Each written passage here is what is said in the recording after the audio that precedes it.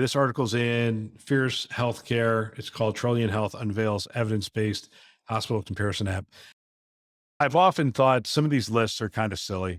You see the top 10, top 50, and then I pick up a magazine on an airplane and it'll say the top 10 surgeons. And I'm like, Hey, and I'll pay anytime, for it.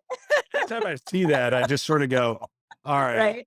And How much you do know, they pay to get in that? yeah, and the reality is on US News and World Report, when you get into that or some of these others, they essentially then go to each health system and say, would you like to utilize our emblem that we've made? And then they make a mint on marketing the fact that they've come up with this top 100 list and it's prestigious to be on that top 100 list. And people don't recognize it for what it is.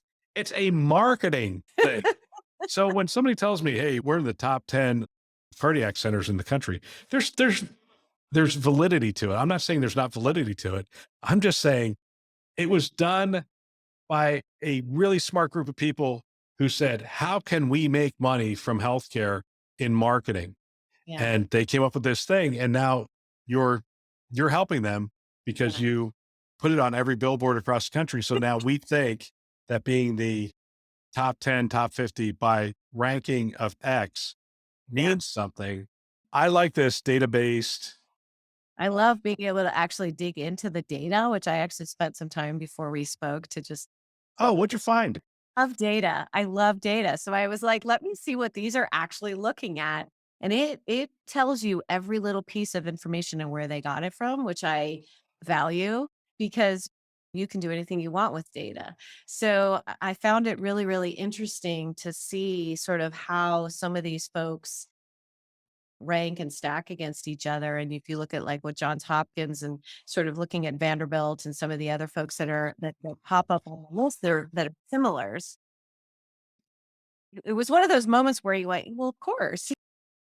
I've worked with a lot of those organizations and they think about things very similarly. They're obviously looked at differently depending on the specialties that they're talking to, et cetera. But I felt like it was really cool to be able to, as a consumer, look at something in my area because not everybody's going to fly to Minnesota to go to the Mayo Clinic.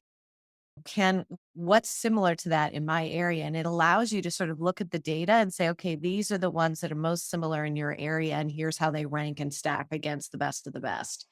I loved that. I thought that was really great. And it gives you the data behind it to sort of look at the patient satisfaction scores, there's a lot of different data that they look at in here and benchmark. And so you as an organization can also go in and look at things like readmissions and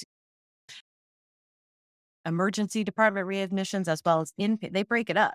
Emergency Yeah. room inpatient versus outpatient, mortality. It was great. I loved Oh my gosh. This is a data nerd's dream. This is exactly. It's I was totally geeking out on it.